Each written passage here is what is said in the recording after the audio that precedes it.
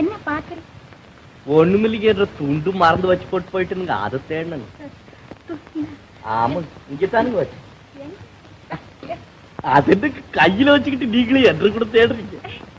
இது உங்க துண்டுங்களா? ஆமா, வேணும்னா வச்சுக்கோங்க.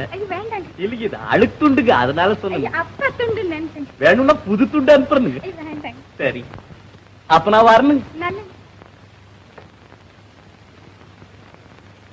வந்தது யாருன்னு உனக்கு தெரியுமா? தெரியாதா? கேளு.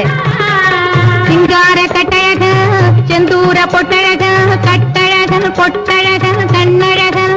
இந்த உள்ளே அந்த சொற்போஸ் எல்லாம் என்ற பேச அப்படின்னு பம்பு பேசிய மனசை வசியம் செய்த ஆளழகன். பம்பு பேசிய